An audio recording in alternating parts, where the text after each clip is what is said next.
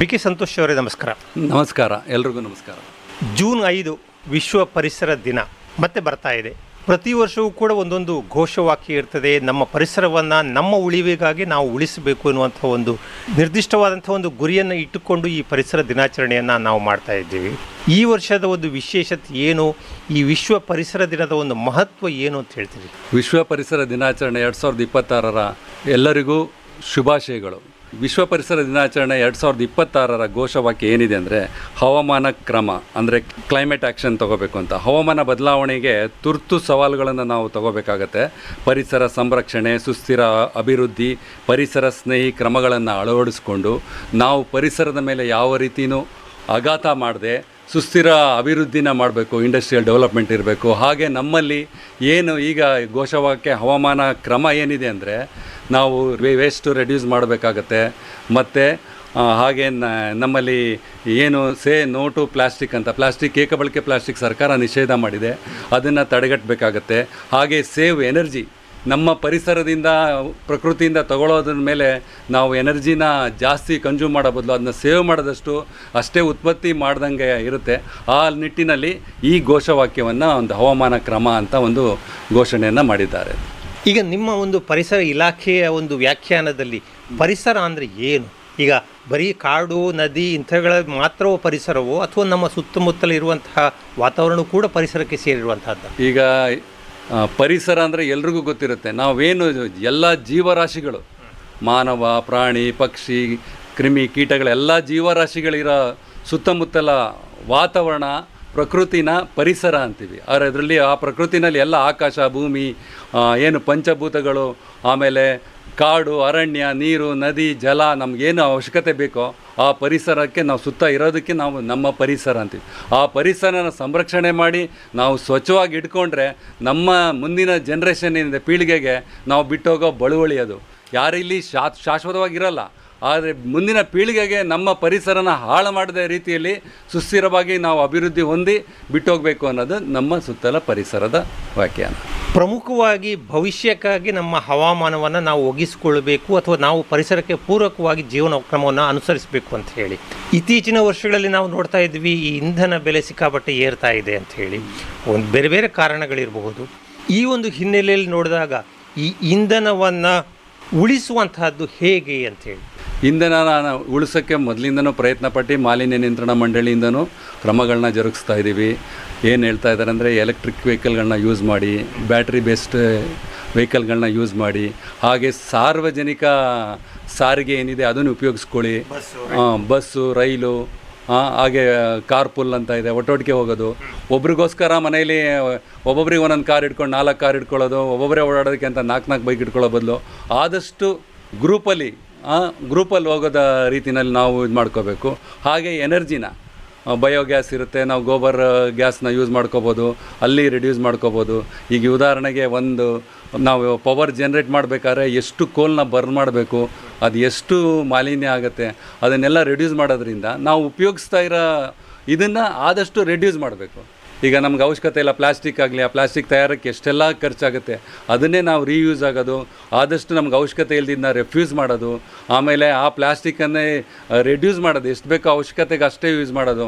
ಸಾಧ್ಯ ಆಗಲಿಲ್ಲ ಅಂದರೆ ರೀಸೈಕಲ್ ಮಾಡೋ ಥರನೂ ಕ್ರಮಗಳನ್ನು ತೊಗೊಂಡ್ರೆ ಆ ಎಲ್ಲ ವೇಸ್ಟ್ನ ಪರಿಸರದ ಮೇಲೆ, ನಮ್ಮ ಭೂಮಿ ಮೇಲೆ ಅಥವಾ ಜಲಮಾಲಿನ್ಯಕ್ಕೆ ಸೇರಿದಂಗೆ ತಡೆಗಟ್ಟೋದ್ರಿಂದ ಪರಿಸರನ ನಾವು ಮುಂದಿನಿಗೆ ಒಳ್ಳೆಯ ರೀತಿಯಲ್ಲಿ ಉಳಿಸ್ಕೋಬೋದು. ಹಾಗೆ ಎನರ್ಜಿನ ಸೇವ್ ಮಾಡಬೇಕು. ಈಗಿನ ಒಂದು ಥೀಮ್ ಒಳಗಡೆ ಎನರ್ಜಿ ಸೇವ್ ಮಾಡೋದೇ ನಮಗೆ, ಎನರ್ಜಿ ಸೇವು, ವೇಸ್ಟ್ ರೆಡ್ಯೂಸ್ ಮಾಡೋದೇ ನಮ್ಮ ಮೇನ್ ಉದ್ದೇಶ. ಹಾಗೆಯೇ ಬಳಕೆ ಮಾಡಬೇಕಾದ್ರೆ ಆ ವಸ್ತುಗಳನ್ನು ವೇಸ್ಟ್ ಮಾಡ್ದಲೇ ಎಸಿದಲ್ಲೇ ಮತ್ತೆ ಮರುಬಳಕೆ ಆಗೋ ರೀತಿಯಲ್ಲಿ ಅದನ್ನು ವಿಲೇವಾರಿ ಮಾಡೋದನ್ನು ಕ್ರಮ ತಗೊಳ್ಬೇಕಾಗತ್ತೆ. ಮನೆಯೇ ಮೊದಲ ಪಾಠಶಾಲೆ ಅಂತ ಹೇಳ್ತೀವಿ. ಮನೆಯಿಂದಲೇ ಇದು ಆರಂಭ ಆಗಬೇಕು. ವಿಶೇಷವಾಗಿ ನಾವು ಗಮನಿಸಬೇಕಾಗಿರುವಂಥದ್ದು ಅಡುಗೆ ಮನೆಯಲ್ಲಿ ಈ ಇಂಧನವನ್ನು ಉಳಿಸುವಂಥದ್ದು ಹೇಗೆ ಅಂತ. ಅಡುಗೆ ಮನೆಯಲ್ಲಿ ನೀವು ಆದಷ್ಟು ಪ್ರಿಪೇರ್ ಮಾಡಬೇಕಾದ್ರೆ ಏನು ಅವಶ್ಯಕತೆ ಇದೆ ಅಂತ ಅದು ಮೊದಲೇ ರೆಡಿ ಮಾಡಿ ಇಟ್ಕೊಳ್ಳಿ. ಹಾಗೆ ಅಲ್ಲಿ ನಿಮ್ಮಲ್ಲಿ ಜನ್ರೇಟ್ ಆಗೋದು ಏನು ವೆಟ್ ವೇಸ್ಟ್ ಇದೆಯಲ್ಲ, ಡ್ರೈ ವೇಸ್ಟ್ ಇದೆಯಲ್ಲ, ಅದು ಸಪ್ರೇಟ್ ಮಾಡ್ಕೊಳ್ಳಿ. ವೆಟ್ ವೇಸ್ಟ್ನ ನಿಮ್ಮ ಮನೆಯಲ್ಲಿರೋ ಪಾಟ್ಗಳಿಗೇ ಗೊಬ್ಬರವಾಗಿ ಉಪಯೋಗಿಸ್ಕೋಬೋದು. ಆ ಗೊಬ್ಬರದಿಂದ ನಿಮ್ಮ ತರಕಾರಿ ಬರುತ್ತೆ. ಆಮೇಲೆ ನಿಮ್ಮಲ್ಲಿ ಏನು ಗ್ಯಾಸು ಮತ್ತು ಎನರ್ಜಿ ಇದೆಯಲ್ಲ, ಅವಶ್ಯಕತೆ ಇದ್ದಾಗ ಮಾತ್ರ ಅಲ್ಲಿ ಲೈಟು ಯೂಸ್ ಮಾಡ್ಕೊಳ್ಳಿ, ಚಿಮ್ನಿ ಆನ್ ಮಾಡ್ಕೊಳ್ಳಿ. ಆಮೇಲೆ ಗ್ಯಾಸ್ ಸ್ಟವ್ನು ಅಷ್ಟೇ ಕಂಟಿನ್ಯೂಸ್ ಆನ್ ಮಾಡಿ ಹಾಲು ಕರಿತಿ ಮಾಡಬೇಡಿ. ಎಲ್ಲ ಲಿಮಿಟ್ ಟೈಮಲ್ಲಿ ಮಾಡ್ಕೊಳ್ಳಿ. ಹಾಲಿನ ಕವರ್ ಬಂದರೆ ಅದನ್ನು ಬಿಸಾಕ್ದಲೆ ಅದು ಅಲ್ಲೇ ಸೈಡಲ್ಲಿ ಕಟ್ ಮಾಡಿ ಅದು ಪೀಸಸ್ ಬರ್ದಂಗೆ ವಾಶ್ ಮಾಡಿ ಅದನ್ನ ರೀಸೈಕಲ್ ಆಗೋ ರೀತಿನ ಕವರ್ನ ನೀವು ಅದು ಕೆ ಜಿನಲ್ಲಿ ತೊಗೊಳ್ತಾರೆ ಆ ರೀತಿ ವಿಲೇವಾರಿ ಮಾಡಬೇಕು.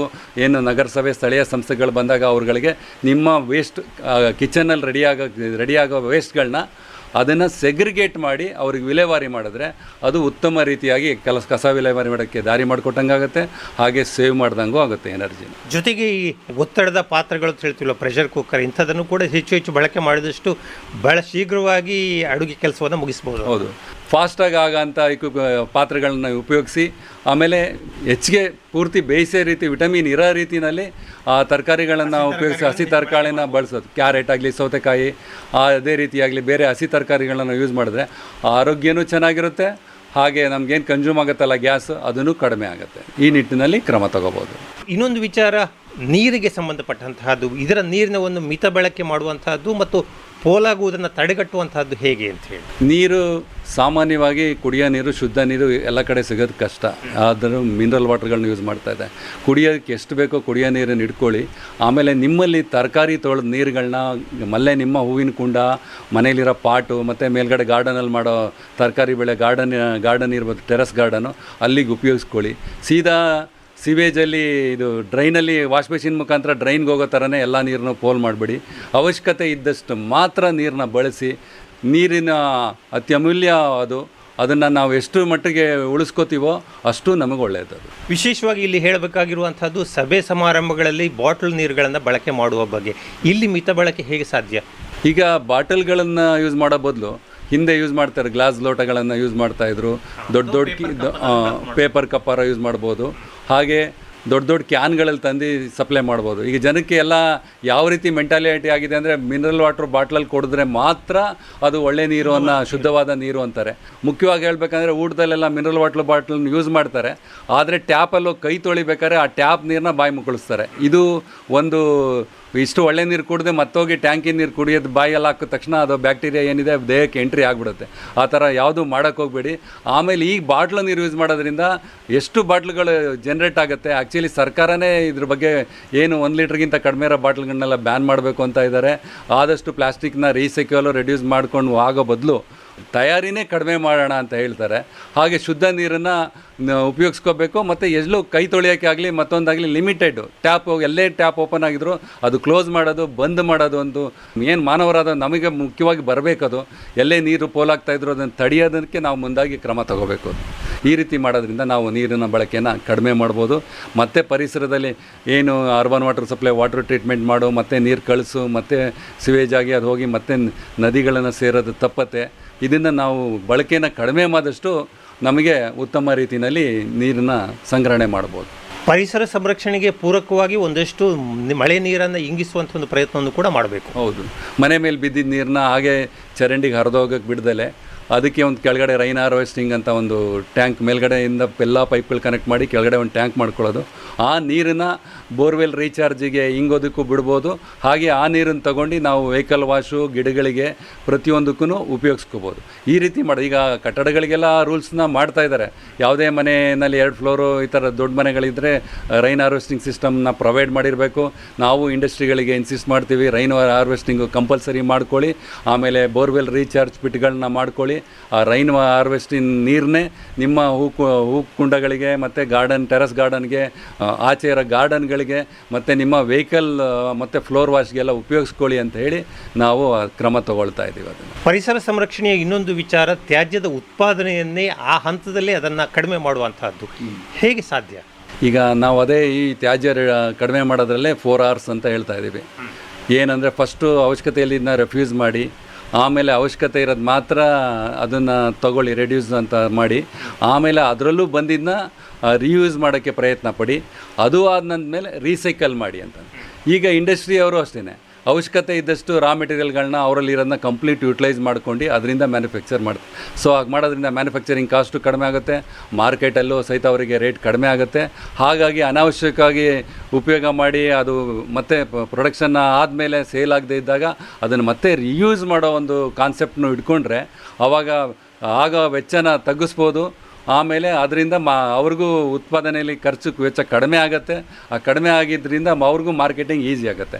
ಯಾವುದೇ ಮೆಟೀರಿಯಲ್ ಆದಮೇಲೆ ಇದು ತಯಾರಾದ ನಂತರ ಹೇಗೆ ಉಪಯೋಗ ಆಗುತ್ತೆ, ಆದ ನಂತರ ಮತ್ತೆ ರೀಸೈಕಲ್ ಆಗುತ್ತಾ, ಆ ರೀಸೈಕಲ್ ಆಗಿ ರೀಯೂಸ್ ಆಗೋ ಮೆಟೀರಿಯಲ್ಗಳನ್ನು ಯೂಸ್ ಮಾಡಿದಷ್ಟು ನಮಗೆ ಈಗ ಪ್ರೊಡಕ್ಷನಲ್ಲಿ ಉತ್ತಮವಾದ ಅದಕ್ಕೆ ಗುಣಮಟ್ಟ ಸಿಗುತ್ತೆ, ಹಾಗೆ ಅದಕ್ಕೆ ಉತ್ತಮವಾದ ಬೆಲೆ ಸಹಿತ ಸಿಗುತ್ತೆ. ಈ ನಿಟ್ಟಿನಲ್ಲಿ ನಾವು ಅದನ್ನ ರೆಡ್ಯೂಸ್ ಮಾಡ್ಬೋದು. ಈಗ 4 Rಗಳ ಬಗ್ಗೆ ನೀವು ಪ್ರಸ್ತಾಪ ಮಾಡಿದ್ರಿ.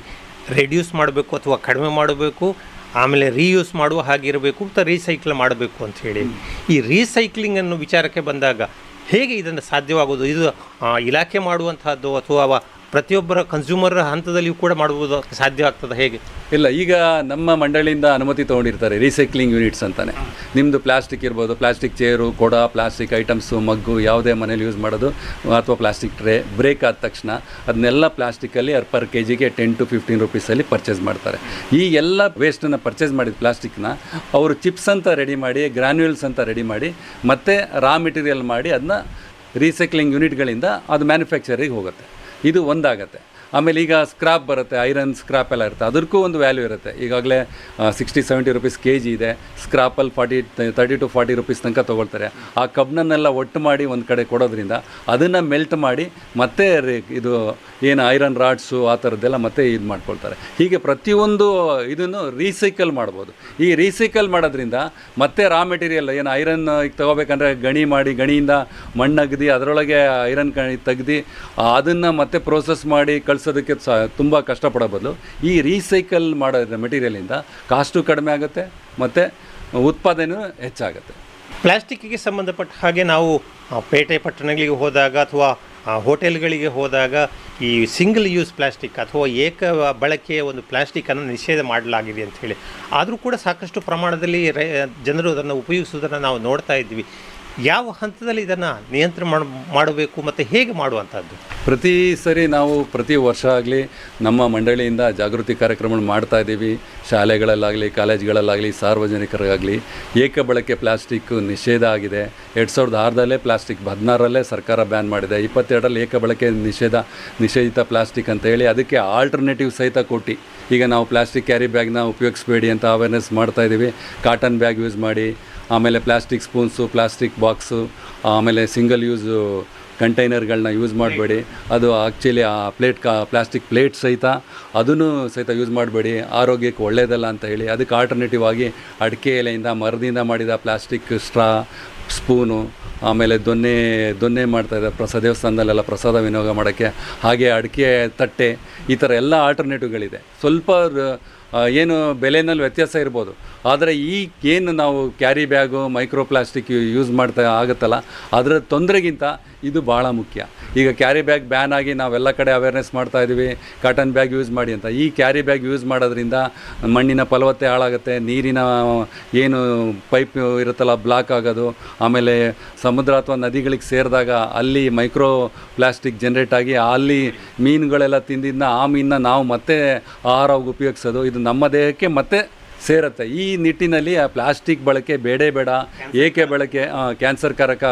ಈಗ ಆ್ಯಕ್ಚುಲಿ ಕ್ಯಾನ್ಸರ್ ಬರೋದೇ ಮೇಯ್ನ್ ಇದು ಕ್ಯಾನ್ಸರ್ಕಾರಕ. ಈಗ ಪ್ಲಾಸ್ಟಿಕ್ನ ಕಸದ ಜೊತೆ ಹೊರಗಡೆ ಹಾಕಿ ಬೆಂಕಿ ಹಾಕಿದಾಗ ಅದು ಆ ಬೆಂಕಿನಲ್ಲಿ ಡಯಾಕ್ಸಿನ್, ಫ್ಯೂರಾನ್ ಗ್ಯಾಸಸ್ ಫಾರ್ಮ್ ಆಗುತ್ತೆ. ಆ ಗ್ಯಾಸ್ನ ಇನ್ನೇಲ್ ಮಾಡಿದಾಗ ಆಟೋಮೆಟಿಕ್ಕಾಗಿ ನಮಗೆ 4-5 ವರ್ಷಕ್ಕೆ ಅದು ಕ್ಯಾನ್ಸರ್ ಕಾರಕ ಆಗುತ್ತೆ. ಹಾಗಾಗಿ ಎಲ್ಲೇ ಪ್ಲಾಸ್ಟಿಕ್ನ ಬರ್ನ್ ಮಾಡಬೇಡಿ, ಅದನ್ನು ರೀಸೈಕಲಿಗೆ ಕೊಡಿ. ಹಾಗೆ ಕ್ಯಾರಿ ಬ್ಯಾಗ್ ಬ್ಯಾನ್ ಆಗಿರೋ ಏಕಬಳಕೆ ಪ್ಲಾಸ್ಟಿಕ್ನ ವಸ್ತುಗಳನ್ನ ಉಪಯೋಗಿಸ್ಬೇಡಿ. ಇದೆಲ್ಲ ಸಾರ್ವಜನಿಕರು ಮತ್ತು ಎಲ್ಲರಿಗೂ ತಮ್ಮ ಸ್ವಪ್ರೇರಣೆಯಿಂದ ಬಂದಾಗ ಎಲ್ಲರೂ ಸೇರಿ ಎಲ್ಲರೂ ಒಟ್ಟಿನಲ್ಲಿ ಬರೀ ಒಂದು ಇಲಾಖೆ ಒಂದೇ ಕ್ರಮ ತಗೊಳ್ಳೋದಲ್ಲ, ಸಾರ್ವಜನಿಕರಿಗೂ ಜವಾಬ್ದಾರಿ ಇರಬೇಕು. ನಾನು ಈ ಪ್ಲಾಸ್ಟಿಕ್ಕು ಸರ್ಕಾರ ನಿಷೇಧ ಮಾಡಿದೆ, ಯಾವ ಉದ್ದೇಶಕ್ಕೋಸ್ಕರ ಮಾಡಿದೆ, ನಮ್ಮ ಆರೋಗ್ಯ ಚೆನ್ನಾಗಿರಲಿ, ಪರಿಸರ ಚೆನ್ನಾಗಿರಲಿ ಅನ್ನೋ ಉದ್ದೇಶದಿಂದ ಮಾಡಿರೋದ್ರಿಂದ ಅದನ್ನು ನಾವು ಫಾಲೋ ಮಾಡೋಣ, ಇತರರಿಗೂ ಹೇಳ್ಕೊಡೋಣ. ನಮಗಿದು ಬೇಡ, ಒಂದು ಬಟ್ಟೆ ಬ್ಯಾಗ್ ತೊಗೊಂಡೋಗಿ ತರಕಾರಿ ತರೋಣ, ಯಾವುದೇ ಕಾರಣಕ್ಕೂ ಕ್ಯಾರಿ ಬ್ಯಾಗ್ ಆಗಲಿ. ಆಮೇಲೆ ಪ್ಲಾಸ್ಟಿಕ್ ಕಪ್ಗಳಲ್ಲಿ ಹಿಂದೆ ಕೊಡ್ತಾಯಿದ್ರು, ಆ ಕಪ್ಪನ್ನು ಬ್ಯಾನ್ ಮಾಡಿದ್ದಾರೆ. ಟೀ ಎಲ್ಲ ಬಿಸಿದೆಲ್ಲ ಹಾಕಿದ ತಕ್ಷಣ ಆ ಮೈಕ್ರೋ ಇದು ಪ್ಲಾಸ್ಟಿಕ್ ನಮ್ಮ ದೇಹದಲ್ಲಿ ಭಾಳ ಕಾಲದ ನಂತರ ಸೇರಿದಾಗ ಕ್ಯಾನ್ಸರ್ ಆಗುತ್ತೆ. ಅದು ಆಗೋದು ಬೇಡ ಅನ್ನೋದಕ್ಕೋಸ್ಕರ ಈಗ ಗ್ಲಾಸ್ ಕಪ್ಗಳಲ್ಲಿ ಯೂಸ್ ಮಾಡ್ಕೊಳ್ಳಿ, ಇನ್ನೂ ಹೆಚ್ಚಿನ ಅರ್ಜೆಂಟ್ ಇದ್ದಾಗ ಪೇಪರ್ ಕಪ್ಸ್ ಯೂಸ್ ಮಾಡಿ ಅಂಥೇಳಿ ಈ ಪ್ಲಾಸ್ಟಿಕ್ ಕಪ್ಪನ್ನು ಸಹಿತ ಬ್ಯಾನ್ ಮಾಡಿದೆ. ಇದು ನಾವು ಅರ್ತಿ ನಮ್ಮ ಸಾರ್ವಜನಿಕರು, ನಮ್ಮ ಜನಗಳ ಅರ್ತಿ ಇದನ್ನು ಕಾರ್ಯಾಚರಣೆಯ ಮತ್ತು ಇದು ಅವರ ದಿನನಿತ್ಯ ಕ್ರಮದಲ್ಲಿ ಅಳವಡಿಸ್ಕೊಂಡ್ರೆ ಪರಿಸರ ಮತ್ತು ನಮ್ಮ ಆರೋಗ್ಯನ ಕಾಪಾಡ್ಕೋಬೋದು ಅಂತ ಈ ಸಂದರ್ಭದಲ್ಲಿ ನಾನು ಹೇಳ್ತೀನಿ. ಇನ್ನೊಂದು ವಿಚಾರ, ಈ ವೇಸ್ಟಿಗೆ ಸಂಬಂಧಪಟ್ಟಂತಹದ್ದು, ಈಗ ಎಲ್ಲ ಕಡೆಯೂ ಕೂಡ ಅವರವರ ಕೈಯಲ್ಲಿ ಒಂದು ಮೊಬೈಲ್ ಇರ್ತದೆ ಅಥವಾ ಲ್ಯಾಪ್ಟಾಪ್ ಇರ್ತದೆ, ಅಥವಾ ಇವುಗಳನ್ನು ಯಾವ ರೀತಿ ವಿಲೇವಾರಿ ಮಾಡಬೇಕು ಅಂತ ಈ ಕಾರಣಕ್ಕೆ ಅಂತ ಈ ವೇಸ್ಟ್ ರೂಲ್ಸೇ ಬಂದಿದೆ. ಈಗ ಈ ವೇಸ್ಟಲ್ಲಿ ಏನು ಹೇಳ್ತೀವಿ, ಒಂದು ಲ್ಯಾಪ್ಟಾಪ್ ಯೂಸ್ ಮಾಡಿದ್ರೆ ಅದನ್ನ ರೀಸೈಕಲ್ ಮಾಡಿ ರೀಫರ್ಮಿಷ್ ಮಾಡೋದು, ಆಮೇಲೆ ಏನು ಚಾರ್ಜಬಲ್ ಬ್ಯಾಟ್ರೀಸ್ ಯೂಸ್ ಮಾಡಿ, ಬರೀ ಒಂದು ಸರಿ ಚಾರ್ಜ್ ಮಾಡಿ ಬಿಸಾಕೋ ಥರ ಶೆಲ್ಗಳನ್ನು ಯೂಸ್ ಮಾಡಬೇಡಿ, ಚಾರ್ಜಬಲ್ ಬ್ಯಾಟ್ರೀಸ್ ಯೂಸ್ ಮಾಡ್ಕೊಳ್ಳಿ. ಆಮೇಲೆ ಆದಷ್ಟು ಡ್ಯೂರಬಲ್ ಇರೋದು, ಆಮೇಲೆ ಈ ಪೆನ್ ಡ್ರೈವ್ಗಳಾಗಲಿ, ಆಮೇಲೆ ನೀವು LED ಬಲ್ಬ್ಸ್ಗಳನ್ನ ಯೂಸ್ ಮಾಡಿ, ಅದು ಎನರ್ಜಿನೂ ಸೇವ್ ಮಾಡುತ್ತೆ, ಬೆಳಕು ಚೆನ್ನಾಗಿ ಬರುತ್ತೆ, ಹಾಗೆ ಲಾಂಗ್ ಲೈಫ್ ಇರುತ್ತೆ. ಬೇರೆ ನಾವು ಫಿಲಮೆಂಟ್ ಬಲ್ಬ್ಗಳನ್ನೆಲ್ಲ ಯೂಸ್ ಮಾಡೋಕ್ಕೆ ಹೋಗ್ಬೇಡಿ, ಪವರ್ ಕನ್ಸಂಪ್ಷನ್ ಜಾಸ್ತಿ ಆಗುತ್ತೆ. ಹಾಗಾಗಿ ಈ ವೇಸ್ಟ್ನ ಜನ್ರೇಷನ್ನೇ ತಡೀರಿ. ಆಮೇಲೆ ಈ ವೇಸ್ಟನ್ನು ನೀವು ರೀಸೈಕ್ಲಿಂಗ್ ಯೂನಿಟ್ಸ್ ಅಂತಲೇ ಇದೆ, ಈ ವೇಸ್ಟ್ನೇ ರೀಸೈಕಲ್ ಮಾಡ್ತಾರೆ. ಈವನ್ ಕಂಪ್ಯೂಟರ್ ಲ್ಯಾಪ್ಟಾಪ್ ಇರ್ಬೋದು, ಅದು ಕೇಸು ಎಲ್ಲೋ ಒಂದು ಪಾರ್ಟು ಒಳಗಡೆ ಹಾಳಾಗಿರುತ್ತೆ, ಹಾಗಂತ ಇಡೀ ಲ್ಯಾಪ್ಟಾಪ್ ಹಾಳಾಗಿರಲ್ಲ. ಅದನ್ನು ರೀಫರ್ಮಿಶ್ಮೆಂಟು ಮತ್ತೆ ಯೂಸ್ ಮಾಡೋದಕ್ಕೆ ಆ ಪಾರ್ಟ್ಸ್ಗಳನ್ನೆಲ್ಲ ಸಪ್ರೇಟ್ ಮಾಡಿ ಅದನ್ನು ರೀಸೈಕಲ್ಲು ಮಾಡ್ತಾರೆ. ಅಂಥ ಕಡೆಗೆ ಈ ವೇಸ್ಟ್ ರೀಸೈಕ್ಲಿಂಗ್ ಅಂತಲೇ ಕಡೆಗೆ ನೀವು ಅದನ್ನ ಡಿಸ್ಪೋಸ್ ಮಾಡಬೇಕು. ಎಲ್ಲಿ ಬೇಕಲ್ಲಿ ಬಿಸಾಕಕ್ಕೆ ಹೋಗಬೇಡಿ, ನಗರಸಭೆ ಇದಕ್ಕೆ ಕೊಡಬೇಡಿ. ಎಲ್ಲ ಸ್ಥಳೀಯ ಸಂಸ್ಥೆನಲ್ಲಿ ಆಗಲಿ ದೊಡ್ಡ ದೊಡ್ಡ ಕಂಪ್ನಿನಲ್ಲಾಗಲಿ ಅವ್ರದ್ದೇ ಈ ವೇಸ್ಟ್ ರೀಸೈಕ್ಲಿಂಗ್ ಅಂತಲೇ ಒಂದು ಕಂಟೈನರು, ಡ್ರಮ್ಮು ಇಲ್ಲ ಗ್ಲಾಸ್ದು ಒಂದು ಕಂಟೈನರ್ ಇಟ್ಟಿರ್ತಾರೆ. ಅದರೊಳಗೆ ನಿಮ್ಮ ಈ ವೇಸ್ಟು, ಈವನ್ನು TV ಇರ್ಬೋದು, ಲ್ಯಾಪ್ಟಾಪ್ ಆಗ್ಬೋದು, ಡೆಸ್ಕ್ಟಾಪ್ ಆಗ್ಬೋದು, ಎಲೆಕ್ಟ್ರಾನಿಕ್ಕಿಗೆ ಸಂಬಂಧಪಟ್ಟ ಎಲ್ಲ ಈ ವಸ್ತುನ ಅದರಲ್ಲಿ ಕೊಡೋದ್ರಿಂದ ಅದು ರೀಸೈಕಲ್ ಆಗುತ್ತೆ. ಹಾಗೆ ಪರಿಸರಕ್ಕೆ ಅಥವಾ ಮಣ್ಣಿಗೆ ಸೇರೋದನ್ನ ತಪ್ಪಿಸ್ಬೋದು. ಹಾಗಾಗಿ ಇದರಲ್ಲಿ ಈ ವೇಸ್ಟ್ನ ರೆಡ್ಯೂಸು ಮಾಡ್ಬೋದು, ಮತ್ತು ರೀಸೈಕಲ್ ಮಾಡ್ಕೊಳ್ಳೋ ಪಾರ್ಟೆಲ್ಲ ರೀಸೈಕಲ್ ಮಾಡ್ತಾರೆ. ಇದು ಸಾರ್ವಜನಿಕರು ತಿಳ್ಕೋಬೇಕು ಈ ವೇಸ್ಟ್ ರೂಲ್ಸ್ ಏನಿದೆ ಅಂತ. ಬರೀ ಸಾರ್ವಜನಿಕರನ್ನೇ ಅಲ್ಲ, ಕಂಪ್ನಿಗಳಿಗೂ ನಾವು ಅದೇ ಇನ್ಸಿಸ್ಟ್ ಮಾಡ್ತಿದ್ದೀವಿ. ಯಾವುದೇ ಆಗಲಿ ಈ ವೇಸ್ಟ್ ಎಷ್ಟು ಈ ಥರ ನೀವು ಲ್ಯಾಪ್ಟಾಪು ಮತ್ತು ನಿಮ್ಮ ಕಂಪ್ನಿ ಕಂಪ್ಯೂಟರ್ಸ್ ಎಲ್ಲ ಯೂಸ್ ಮಾಡಿದಿರಾ, ನಂತರದಲ್ಲಿ ಡಿಸ್ಪೋಸ್ ಏನು ಮಾಡಿದಿರಾ, ಈ ವೇಸ್ಟ್ ರೀಸೈಕ್ಲರ್ಗೆ ಅದನ್ನು ಕೊಡಬೇಕು. ಅದು ನಮ್ಮ ಮಂಡಳಿಯಿಂದ ಆಥರೈಸ್ಡ್ ಆಗಿರೋರಿಗೆ ಕೊಡಬೇಕು ಅಂತ ಹೇಳಿ ರೂಲ್ಸ್ ಇದೆ. ಅದನ್ನು ನೀವೆಲ್ಲ ಅರ್ತು ಫಾಲೋ ಮಾಡಬೇಕು. ಮಾಡೋದ್ರಿಂದ ಪರಿಸರದ ಮೇಲೆ ಆಘಾತನ ನಾವು ಭಾಳಷ್ಟು ತಡೆಗಟ್ಬೋದು. ಆಮೇಲೆ ಈಗ ಪರಿಸರ ಪೂರಕವಾಗಿ ನಮ್ಮ ಜೀವನ ಶೈಲಿಯನ್ನು ನಾವು ರೂಪಿಸ್ಕೊಳ್ಬೇಕು ಅನ್ನುವಂಥ ಒಂದು ವಿಚಾರ, ಇದು ಹೇಗೆ ಸಾಧ್ಯವಾಗ್ತದೆ? ಈಗ ಪರಿಸರದ ಹೇಗೆ ನಮ್ಮ ಆಹಾರ ಕ್ರಮ ಇದೆ ಅಂದರೆ ಹಿತಮಿತವಾಗಿ ನಮ್ಮಲ್ಲೇ ಏನಿದೆ ಏನೋ ಸ್ಥಳೀಯವಾಗಿರುತ್ತಲ್ಲ, ಈಗೇನು ಧಾನ್ಯಗಳನ್ನಾಗಲಿ ಹೊರಗಡೆಯಿಂದ ಪರ್ಚೇಸ್ ಮಾಡ್ಕೊಳ್ಳೋದನ್ನ ಹಿತಮಿತ ಮಾಡಿ ನಮ್ಮಲ್ಲೇ ನಮ್ಮ ಗಾರ್ಡನಲ್ಲೇ ತರಕಾರಿ ಬೆಳ್ಕೊಳ್ಳೋದು, ಆಮೇಲೆ ಸಿರಿಧಾನ್ಯಗಳನ್ನು ಯೂಸ್ ಮಾಡೋದು, ನಮಗೆ ಎಷ್ಟು ಬೇಕೋ ಅಷ್ಟು ಅವಶ್ಯಕತೆಗಿರೋಷ್ಟು ಉಪಯೋಗಿಸ್ಕೊಳ್ಳೋದು. ಹಾಗೆ ಜಂಕ್ ಫುಡ್ಗಳನ್ನ ತಗೊಳ್ಳದೆ ನಮ್ಮ ಆರೋಗ್ಯದಲ್ಲಿ ಹಿತಮಿತವಾಗಿ, ಆಮೇಲೆ ಪ್ಯಾಕ್ಡ್ ಫುಡ್ಸ್ ಇರುತ್ತೆ, ತುಂಬ ದಿನಗಟ್ಟಲೆ ಆಗಿರುತ್ತೆ, ಅದು ಆರೋಗ್ಯಕ್ಕೆ ಒಳ್ಳೆಯದಲ್ಲ. ಏನು ನಮ್ಮ ಹಿಂದಿನ ಕಾಲದವರು ಅಜ್ಜ ಅಜ್ಜಿದಿರೆಲ್ಲ ಯೂಸ್ ಮಾಡ್ತಾ ಇದ್ರಲ್ಲ, ಹಸಿರು ತರಕಾರಿನ, ಧಾನ್ಯಗಳನ್ನ, ಆ ಥರ ಧಾನ್ಯಗಳನ್ನೆಲ್ಲ ಯೂಸ್ ಮಾಡ್ಕೊಂಡಿರೋಂಥ ಫುಡ್ ಯೂಸ್ ಮಾಡಿದ್ರೆ ನಮ್ಮ ಆರೋಗ್ಯನೂ ಚೆನ್ನಾಗಿರುತ್ತೆ, ಹೊರಗಡೆ ತಯಾರಾಗೋ ಜಂಕ್ ಫುಡ್ಗಳು ಕಡಿಮೆ ಆಗುತ್ತೆ. ಇದನ್ನೆಲ್ಲ ಕಂಟ್ರೋಲ್ ಮಾಡೋದ್ರಿಂದ ನಾವು ಆರೋಗ್ಯನೂ ಹೆಚ್ಚಿನ ರೀತಿಯಲ್ಲಿ ಉತ್ತಮ ರೀತಿಯಲ್ಲಿ ಸಂರಕ್ಷಣೆ ಮಾಡ್ಕೋಬೋದು. ಅದ್ರ ಜೊತೆಗೆ ಪರಿಸರನೂ ಸಂರಕ್ಷಣೆ ಮಾಡ್ಬೋದು. ನಮ್ಮಲ್ಲಿ ಬರೋ ವೇಸ್ಟ್ ಇದೆಯಲ್ಲ, ಅದು ಗೊಬ್ಬರವನ್ನು ಯೂಸ್ ಮಾಡ್ಕೊಂಡು ಬೆಳೆಸಿರೋ ಅಂಥದ್ದು ತರಕಾರಿಗಳನ್ನು ಯೂಸ್ ಮಾಡಿದಷ್ಟು ನಮಗೂ ಆರೋಗ್ಯಕ್ಕೆ ಒಳ್ಳೆಯದಿರುತ್ತೆ. ಹಾಗೆ ಎಲ್ಲರಿಗೂ ಅದ್ರ ಬಗ್ಗೆ ಅರಿವು ಮೂಡಿಸಿದ್ರೆ ಆ ಪರಿಸರದ ಮೇಲೆ ಆಘಾತನೂ ನಾವು ಆದಷ್ಟು ಕಡಿಮೆ ಮಾಡ್ಬೋದು. ಇನ್ನೊಂದು ವಿಚಾರ, ನಮ್ಮ ಕುಡಿಯುವ ನೀರಿನಕ್ಕೆ ಸಂಬಂಧಪಟ್ಟಂತಹದ್ದು, ಅದರಲ್ಲೂ ಕೂಡ ಈ ಪ್ಲಾಸ್ಟಿಕ್ ಬಾಟಲ್ನಲ್ಲಿರುವಂತಹ ಮಿನರಲ್ ವಾಟರ್ ಬಗ್ಗೆ ನೀವು ಹೇಳಿದ್ರಿ. ಈಗ ಪ್ರವಾಸ ಹೋದಂತಹ ಸಂದರ್ಭದಲ್ಲಿ ವಾರಗಟ್ಟಲೆ ನಾವು ಊರು ಬಿಟ್ಟು ಬೇರೆ ಕಡೆಗೆ ಹೋಗ್ತೀವಿ, ನೀರಿನ ಬಳಕೆ ಮತ್ತು ಈ ಪ್ಲಾಸ್ಟಿಕ್ಕಿನ ಮಿತ ಬಳಕೆ ಹೇಗೆ ಸಾಧ್ಯವಾಗ್ತದೆ? ನೀವು ಎಲ್ಲ ಗ್ರೂಪಲ್ಲಿ ಹೋದಾಗ ದೊಡ್ಡ ದೊಡ್ಡ ಕಂಟೈನರ್ಸ್ಗಳೇ ಬರುತ್ತೆ, ಆ ಥರದ್ದು ಯೂಸ್ ಮಾಡ್ಕೋಬೋದು. ಆಮೇಲೆ ವಾಹನ ಇದ್ದರೆ, ಆಮೇಲೆ ಸ್ಥಳೀಯ ಹೋಟೆಲಲ್ಲೇ ಎಲ್ಲ ಈಗ RO ಫಿಲ್ಟರ್ಸ್ನ ಫಿಟ್ ಮಾಡಿರ್ತಾರೆ. ಅಂಥ ಕಡೆ ನೀವು RO ಇದೆ ಅಂದಾಗ ಅದನ್ನ ನೀರು ಕುಡಿಬೋದು. ಪ್ಲಾಸ್ಟಿಕ್ ಬಾಟ್ಲಿಗೆ ಹೋಗ್ಬೋದು ಅಂತ ಅವಶ್ಯಕತೆ ಇಲ್ಲ. ಈಗ 10-15 ವರ್ಷದಿಂದ ಯಾವ ಬಾಟ್ಲ್ ಇತ್ತು, ಎಲ್ಲ ಹೋಟ್ಲಿಗೆ ಹೋಗ್ತಿದ್ವಿ, ಫಿಲ್ಟ್ರು, ಅದು ಜರ್ನಿ ಟೈಮಲ್ಲಿ ಆಗಲ್ಲ ಅಂದಾಗ ಕಾಯಿಸ್ಕೊಡಪ್ಪ, ಬಿಸಿ ನೀರು ಕೊಡಪ್ಪ ಅಂತ ಹೇಳಿ ಬಿಸಿನೀರು ಕುಡಿತಾ ಇದ್ವಿ. ಆಮೇಲೆ ಎಲ್ಲ ಹೋಟೆಲ್ಗಳಲ್ಲಿ ಈಗ RO ಇಟ್ಟಿರ್ತಾರೆ. RO ಪ್ಲ್ಯಾಂಟ್ ಇರೋದ್ರಿಂದ ಆ ನೀರನ್ನ ನೀವು ಶುದ್ಧವಾಗಿ ಕುಡಿಬೋದು. ನೀವು ಪ್ಲಾಸ್ಟಿಕ್ ಬಾಟ್ಲ ನೀರನ್ನೇ ತೊಗೊಂಡೋಗ್ಬೇಕು ಅನ್ನೋ ಅವಶ್ಯಕತೆ ಇಲ್ಲ. ಅಲ್ಲಿ ನಾವು ಆದಷ್ಟು ರೆಡ್ಯೂಸ್ ಮಾಡಿ ಈ ಪ್ಲಾಸ್ಟಿಕ್ ಬಾಟಲ್ ತಯಾರು ಮಾಡೋದು, ಅಥವಾ ಆ ಬಾಟ್ಲಲ್ಲಿ ಹಾಕಿರೋ ನೀರನ್ನು ತುಂಬ ದಿನದಗಟ್ಟಲೆ ಇಟ್ಕೊಂಡಿರೋ ಬಾಟ್ಲ ನೀರನ್ನ ಕುಡಿಯೋದು ಅವಶ್ಯಕತೆ ಇರೋದಿಲ್ಲ. ಹೋಟೆಲ್ಗಳಲ್ಲಿ RO ಪ್ಲ್ಯಾಂಟ್ ಇರುತ್ತೆ, ಕೇಳಿ ತೊಗೋಬೇಕು. ಇಲ್ದಿದ್ದ ಸಂದರ್ಭದಲ್ಲಿ ನನಗೆ ಬಿಸಿನೀರೇ ಕೊಡಪ್ಪ ಅಂತ ಹೇಳಿ ಬಿಸಿನೀರು ತೊಗೊಂಡು ಅದನ್ನು ಸ್ವಲ್ಪ ತಣ್ಣಗಾದ ಮೇಲೆ ಕುಡಿಬೋದು. ಈ ರೀತಿ ಮಾಡೋದ್ರಿಂದ ನಾವು ಈ ಪ್ಲಾಸ್ಟಿಕ್ ಬಾಟಲ್ಸು ಮತ್ತು ಹೆಚ್ಚಿನ ಪರಿಸರದ ಮೇಲೆ ಆಗೋ ಪ್ಲಾಸ್ಟಿಕ್ ವೇಸ್ಟ್ನ ತಡೆಗಟ್ಬೋದು ನಾವು. ಈಗ ಪರಿಸರ ಇಲಾಖೆ ಅಥವಾ ಈ ಒಂದು ಜಿಲ್ಲಾ ಮಾಲಿನ್ಯ ನಿಯಂತ್ರಣ ಇಲಾಖೆ ಇದು ಯಾವ ರೀತಿಯ ಕ್ರಮಗಳನ್ನೆಲ್ಲ ಕೈಗೊಳ್ತಾ ಇದೆ? ಈಗ ಹೋಟೆಲ್ನಲ್ಲಾಗ್ಬೋದು ಅಥವಾ ಸ್ಕೂಲ್ಗಳಲ್ಲಾಗ್ಬೋದು ಅಥವಾ ಸಾರ್ವಜನಿಕ ಸ್ಥಳಗಳಲ್ಲಾಗ್ಬೋದು ಮಾಲಿನ್ಯ ಆಗದ ಹಾಗೆ ಯಾವ ರೀತಿಯ ಕ್ರಮಗಳನ್ನೆಲ್ಲ ಕೈಗೊಳ್ತಾ ಇದೆ? ನಾವು ಈ ಮಾಲಿನ್ಯ ತಡೆಗಟ್ಟೋಕ್ಕೋಸ್ಕರ ಪ್ರತಿ ಶಾಲೆಗಳಲ್ಲೂ ಹಾಗೂ ಹೈಸ್ಕೂಲ್ಗಳಲ್ಲೂ ಕಾಲೇಜ್ಗಳಲ್ಲಿ ಜಾಗೃತಿ ಕಾರ್ಯಕ್ರಮಗಳನ್ನು ಮಾಡ್ಕೊಳ್ತಾ ಬರ್ತಾಯಿದ್ದೀವಿ. ಹಾಗೆ ಪಾಂಪ್ಲೆಟ್ಸ್ಗಳನ್ನು ಇದು ಮಾಡ್ತಾಯಿದ್ದೀವಿ. ಯಾವುದೇ ಒಂದು ಕಾರ್ಯಕ್ರಮ ಮಾಡಿದ್ಮೇಲೆ ಪೇಪರ್ಗಳಲ್ಲಿ ಇನ್ಫಾರ್ಮೇಷನ್ಸ್ ಕೊಡ್ತಾಯಿದ್ದೀವಿ. ಹಾಗೆ ಈ ಪ್ಲಾಸ್ಟಿಕ್ ಏನು ರೂಲ್ಸ್ ಬಂದಿರೋದನ್ನ ಆದರೂ ಹೊರಗಡೆಯಿಂದ ಬರ್ತಾ ಇರೋ ಪ್ಲಾಸ್ಟಿಕ್ನ ಅಂಗಡಿಗಳಲ್ಲಿ ಈಸಿಯಾಗಿ ತೊಗೋಬೋದು ಅಂತ ಒಂದು ಗಾಡಿನಲ್ಲಿ ತರಕಾರಿ ತೊಗೊಳಕ್ಕೆ ಹೋದ ತಕ್ಷಣ ಕವರ್ ಇಲ್ದಿದ್ರೆ ತೊಗೊಳ್ಳಲ್ಲ ಅನ್ನೋ ಮಟ್ಟಕ್ಕೆ ಬಂದುಬಿಟ್ಟಿದ್ದಾರೆ ಜನಗಳು. ಅದನ್ನು ತಡೆಗೋಸ್ಕರ ನಾವು ಸ್ಥಳೀಯ ಸಂಸ್ಥೆಗಳೊಂದಿಗೆ ಪ್ರತಿ ಬಟ್ಟೆ ಚೀಲನ ಉಪಯೋಗಿಸ್ಕೊಳ್ಳಿ ಅಂತ ಕ್ರಮಗಳನ್ನು ಹೇಳೋದ್ರ ಜೊತೆಗೆ ನಾವು ಸ್ಥಳೀಯ ಸಂಸ್ಥೆಗಳಿಗೂ ದಾಳಿ ಮಾಡಿ ಅವ್ರ ಜೊತೆಗೆ ನಾವು ಸೇರಿ ದಾಳಿ ಮಾಡಿ ಅವ್ರಿಗೆ ದಂಡ ಹಾಕೋದ್ರ ಜೊತೆಗೆ ಟ್ರೇಡ್ ಲೈಸೆನ್ಸ್ನ ಕ್ಯಾನ್ಸಲ್ ಮಾಡೋ ಪ್ರಾವಿಷನ್ ಇರುತ್ತೆ. ಅದನ್ನು ಹೇಳಿ ಆದಷ್ಟು ಅದನ್ನು ತಡೆಗಟ್ತಾ ಇದ್ದೀವಿ. ನೀವು ಎಲ್ಲ ಪೇಪರ್ಗಳೆಲ್ಲ ನೋಡ್ಬೋದು, ಪ್ರತಿ ದಾಳಿ ಆದಾಗ ಅದು ಪೇಪರ್ನಲ್ಲಿ ಬರ್ತಾ ಇರುತ್ತೆ, ಬಳಕೆ ಮಾಡಬೇಡಿ ಅಂತ. ಜನಗಳಿಗೂ ಹಾಗೇನೆ, ಎಲ್ಲರೂ ಉತ್ಪಾದನೆ ಮಾಡ್ತಾ ಇದ್ದಾರೆ ಅನ್ನೋದೇ ಅವರ ತಲೆಯಲ್ಲಿ ಇರುತ್ತೆ. ಯಾರೂ ಇಲ್ಲಿ ಉತ್ಪಾದನೆ ಮಾಡ್ತಾ ಇಲ್ಲ, ಹೊರಗಡೆಯಿಂದ ಬರ್ತಾ ಇದೆ. ಅದನ್ನು ತಡೆಯೋಕ್ಕೋಸ್ಕರನೇ ಇಲ್ಲೆಲ್ಲೂ ಉಪಯೋಗಿಸ್ಬೇಡಿ ಅಂತ ಅಂಗಡಿಯವ್ರಿಗೂ ಎಚ್ಚರಿಕೆ ಕೊಟ್ಟು ಸ್ಥಳೀಯ ಸಂಸ್ಥೆಯವ್ರಿಗೂ ಜಾಗೃತಿ ಕಾರ್ಯಕ್ರಮಗಳು ಮಾಡಿ ಅವ್ರಿಗೂ ಏನು ರೂಲ್ಸು ರೆಗ್ಯುಲೇಷನ್ಸ್ ಇದೆ ಅಂತ ನಿರಂತರವಾಗಿ ದಾಳಿ ಮಾಡಿ ಈ ಪ್ಲಾಸ್ಟಿಕ್ನ ತಡಿತೀವಿ. ನಮ್ಮ ಮಂಡಳಿಯದು ಏನು ರೂಲ್ಸು ರೆಗ್ಯುಲೇಷನ್ಸ್ ಏನಿದೆ ಅದನ್ನೆಲ್ಲರಿಗೂ ತಿಳಿಸಿ ಜಾಗೃತಿ ಮೂಡಿಸೋ ಕಾರ್ಯಕ್ರಮ ಮಂಡಳಿ ಮಾಡ್ತಾಯಿದೆ. ಜಲ ಮಾಲಿನ್ಯ ಮತ್ತು ಈ ರಾಸಾಯನಿಕಗಳಿಂದ ಆಗುವಂಥ ಒಂದು ಮಾಲಿನ್ಯ ಇದನ್ನು ನಿಯಂತ್ರಣ ಮಾಡೋದಕ್ಕೆ ಏನೇನು ಕ್ರಮಗಳಿವೆ?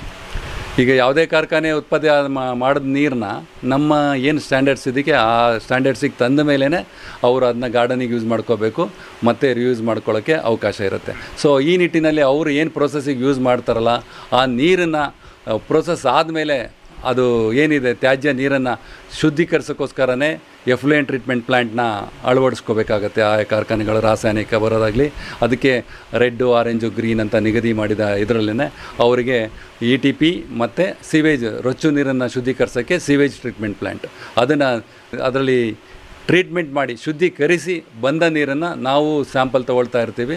ನಮ್ಮ ಧಾರವಾಡ ಲ್ಯಾಬಲ್ಲಿ ಟೆಸ್ಟ್ ಮಾಡಿದಾಗ ಅದು ಅದಕ್ಕೆ ದಂಡಕ್ಕೆ ಏನು ಸೀಮಿತ ಆಗಿದೆಯಾ, ವಿತಿನ್ ಸ್ಟ್ಯಾಂಡರ್ಡ್ಸ್ ಇದೆಯಾ ಅಂತ ಕನ್ಫರ್ಮ್ ಮಾಡಿ ಅದನ್ನು ಚೆಕ್ ಮಾಡ್ತಾ ಇರ್ತೀವಿ. ಹಾಗೆ ಇಲ್ಲಿ ಬಂದಿದ್ದವರಿಗೆ ನೋಟಿಸ್ ಕೊಟ್ಟು ಏನು ಪ್ರಾಬ್ಲಮ್ ಆಗಿದೆ ಅಂತ ಕ್ರಮ ತಗೊಳ್ಳೋಕ್ಕೂ ನಾವು ಕ್ರಮ ವಹಿಸ್ತಾ ಇರ್ತೀವಿ. ಈ ಎಲ್ಲ ಕಾರ್ಖಾನೆಗಳಿಗೂ ನಾವು ಸಮ್ಮತಿ ಕೊಡಬೇಕಾದ್ರೆ ಈ ಥರ ನಿಮ್ಮ ಸಿವೇಜ್ ಟ್ರೀಟ್ಮೆಂಟ್ ಪ್ಲ್ಯಾಂಟ್ ಹಾಕಬೇಕು, ಆಮೇಲೆ ಎಫ್ಲುಯೆಂಟ್ ಟ್ರೀಟ್ಮೆಂಟ್ ಪ್ಲ್ಯಾಂಟ್ ಹಾಕಬೇಕು, ಅದು ಕರೆಕ್ಟಾಗಿ ನಡೀತಾ ಇದೆಯಾ, ಲಾಗ್ ಬುಕ್ ಮೇಂಟೈನ್ ಮಾಡ್ತಾ ಇದ್ದಾರಾ, ಕರೆಕ್ಟಾಗಿ ದಿನ ಪೂರ್ತಿ ಆಪ್ರೇಟ್ ಆಗ್ತಾ ಇದೆಯಾ ಅನ್ನೋದನ್ನು ಚೆಕ್ ಮಾಡೋದೇ ನಮ್ಮ ಮಂಡಳಿಯದೆಲ್ಲ ಕೆಲಸ ಆಗಿರುತ್ತೆ. ಇದನ್ನು ನಿತ್ಯ ಮಾಡ್ತಾ ಇರ್ತೀವಿ. ಹಾಗೆ ಅವರಿಂದನೂ ಪ್ರತಿ ತಿಂಗಳು ವರದಿನ ತೊಗೊಳ್ತಾ ಇರ್ತೀವಿ. ಹಾಗೆ ನಾವು ಪರಿವೀಕ್ಷಣೆಗಳನ್ನು ಸಹಿತ ಮಾಡ್ತಾ ಇರ್ತೀವಿ, ಆಗ್ತಾಯಿದೆ ಅಂತ. ಎಲ್ಲೇ ದೂರು ಬಂದರೂ ಆ ದೂರುಗಳಿಗೆ ಅಟೆಂಡ್ ಆಗಿ ಏನಾಗಿದೆ ಅಲ್ಲಿ ಅಂತ ಅದನ್ನು ಕ್ರಮ ವಹಿಸ್ತಾ ಇರ್ತೀವಿ. ಈ ರೀತಿ ಮಾಡೋದ್ರಿಂದ ಕಾರ್ಖಾನೆಯವ್ರಿಗೆ ಒಂದು ಜವಾಬ್ದಾರಿ ಇರುತ್ತೆ. ಯಾವುದು ತೊಗೊಂಡಿದ್ದ ನೀರನ್ನ ಎಲ್ಲ ಅವರ ಪ್ರೋಸೆಸ್ಸಲ್ಲಿ ಯೂಸ್ ಮಾಡಿದ್ಮೇಲೆ ಟ್ರೀಟ್ ಮಾಡಿ ಆ ನೀರನ್ನು ನಮ್ಮ ಮಾನದಂಡಕ್ಕೆ ಸರಿ ಇದ್ದ ನಂತರ ಅದನ್ನು ಅವರು ಗಾರ್ಡನಿಂಗಿಗೆ ಮತ್ತೊಂದು ವಾಷಿಂಗಿಗೆ ಯೂಸ್ ಮಾಡ್ಕೋಬೋದು ಅನ್ನೋದ್ರಿಂದ ಈ ಮಂಡಳಿ ಕ್ರಮ ವಹಿಸ್ತಾ ಇದೆ. ಇಂದಿನ ಮಕ್ಕಳೇ ನಾಳಿನ ಜನಾಂಗ. ಹಾಗಾಗಿ ಈ ಮಕ್ಕಳಿಗೆ ತಿಳಿ ಹೇಳುವಂಥ ಒಂದು ಕಾರ್ಯಕ್ರಮ ಹೇಗೆ ನಡೀತಾ ಇದೆ ಅಂದರೆ ಶಾಲೆಯಲ್ಲಿ ಮಾತ್ರ ನಡೆಯುವಂಥದ್ದು, ಮನೆಯಲ್ಲೂ ಕೂಡ ಪೂರಕವಾದಂಥ ಒಂದು ವಾತಾವರಣ ಇರಬೇಕು ಹೇಗೆ? ಆಯಿತು. ಈ ನಿಟ್ಟಿನಲ್ಲಿ ಭಾಳಷ್ಟು ನಾವು ವಿಡಿಯೋಸ್ ಆಗಲಿ ಮತ್ತು ಪೇಪರ್ ಅಡ್ವರ್ಟೈಸ್ಮೆಂಟ್ ಆಗಲಿ ಪ್ರತಿ ವರ್ಷ ವಿಶ್ವ ಪರಿಸರ ದಿನಾಚರಣೆಗೆ ಎಲ್ಲ ಶಾಲಾ ಮಕ್ಕಳಿಗೂ ಕಾರ್ಯಕ್ರಮ ಸ್ಪರ್ಧೆಗಳನ್ನು, ಡ್ರಾಯಿಂಗ್ ಸ್ಪರ್ಧೆ, ಪ್ರಬಂಧ ಸ್ಪರ್ಧೆ, ವಿಷಯಗಳನ್ನು ಏನಿರುತ್ತೆ ಪರಿಸರ ಪೂರಕವಾಗಿ ಆ ವಿಷಯಗಳಿಗೆ ಪ್ರಬಂಧ ಸ್ಪರ್ಧೆ ಏರ್ಪಡಿಸ್ತೀವಿ. ಹಾಗೆಯೇ ಪ್ರತಿ ಶಾಲೆಯಲ್ಲೂ ಪರಿಸರದ ಬಗ್ಗೆ ಈಗಾಗಲೇ ನಿಮಗೆ ಗೊತ್ತಿರಬೇಕು ಪರಿಸರದ ವಿಷಯಗಳಿದೆ.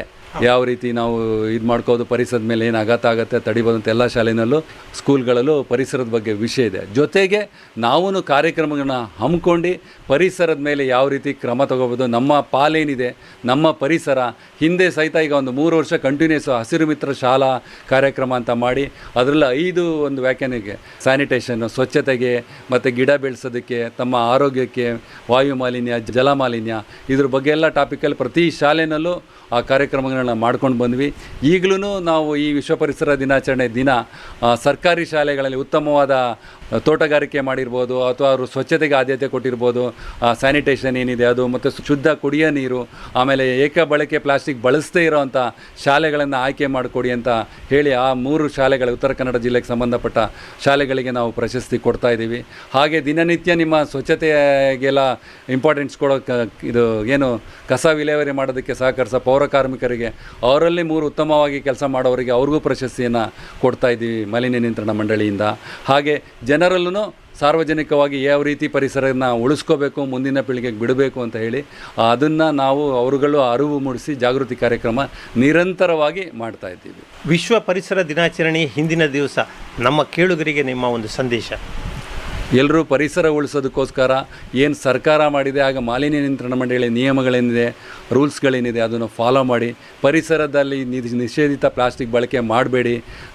ರೀಯೂಸು, ರೀಸೈಕಲು, ರೆಡ್ಯೂಸು, ರೆಫ್ಯೂಸು ಇದನ್ನು ಕಾನ್ಸೆಪ್ಟ್ಗಳನ್ನು ಅಳವಡಿಸ್ಕೊಂಡು ಪರಿಸರ ಸ್ನೇಹಿಯಾಗಿ, ಆಮೇಲೆ ಏನು ತುರ್ತು ಸವಾಲುಗಳಿದ್ದಾವೆ, ಏನು ಹವಾಮಾನ ಬದಲಾವಣೆ ಆಗ್ದಂಗೆ ಈ ಎಲ್ಲ ಕಾರ್ಯಕ್ರಮಗಳನ್ನು ಈ ಅಡಿಯಲ್ಲಿ ಬರೋ ನಮ್ಮ ಪರಿಸರನ ಉಳಿಸೋದಕ್ಕೋಸ್ಕರ ತಾವೆಲ್ಲ ಕ್ರಮ ಕೈಗೊಳ್ಳಿ, ಕೈ ಜೋಡಿಸಿ ಮತ್ತು ಪರಿಸರ ಮಂಡಳಿಯೊಂದಿಗೆ. ಆಮೇಲೆ ಈ ವಿಶ್ವ ಪರಿಸರ ದಿನಾಚರಣೆಯ ತಮ್ಮೆಲ್ಲರಿಗೂ ಶುಭಾಶಯವನ್ನು ಹೇಳ್ತಾ ಪರಿಸರ ಸ್ನೇಹಿಯಾಗಿ ಜೀವನವನ್ನು ಆಚರಿಸೋಣ, ಎಲ್ಲರ ಜೊತೆ ಸೇರಿ ಪರಿಸರವನ್ನು ಉಳಿಸೋಣ ಅನ್ನೋ ವಾಕ್ಯದೊಂದಿಗೆ ನಾನು ತಮ್ಮೆಲ್ಲರಿಗೂ ನನ್ನ ಧನ್ಯವಾದಗಳನ್ನು ತಿಳಿಸ್ತೀನಿ. ಒಳ್ಳೆಯದು BK ಸಂತೋಷ್ ಅವರೇ. ವಿಶ್ವ ಪರಿಸರ ದಿನಾಚರಣೆ ಅಂತ ಅಲ್ಲ, ನಮ್ಮ ಜೀವನ ಕ್ರಮವನ್ನೇ ಪರಿಸರಕ್ಕೆ ಪೂರಕವಾಗಿ ನಾವು ಅಳವಡಿಸ್ಕೊಂಡ್ರೆ ಮಾತ್ರ ನಮ್ಮ ಭವಿಷ್ಯ ನಮ್ಮ ಕೈಯಲ್ಲಿದೆ. ಇಲ್ಲದೆ ಹೋದರೆ ನಮ್ಮ ನಾಳೆ ಹಾಳಾಯಿತು ಅಂದರೆ ಯಾರನ್ನು ದೂಷಿಸುವ ಹಾಗಿಲ್ಲ, ಯಾರನ್ನು ಬೈಯುವ ಹಾಗಿಲ್ಲ. ಭಾಳ ಒಳ್ಳೆಯ ಮಾತನ್ನು ಹೇಳಿದ್ರಿ ಸಂತೋಷ್ ಅವರೇ. ಕಾರ್ಯಕ್ರಮದಲ್ಲಿ ಭಾಗವಹಿಸಿದ್ದಕ್ಕಾಗಿ ಧನ್ಯವಾದಗಳು. ನಮಸ್ಕಾರ. ತಮಗೂ ಧನ್ಯವಾದಗಳು.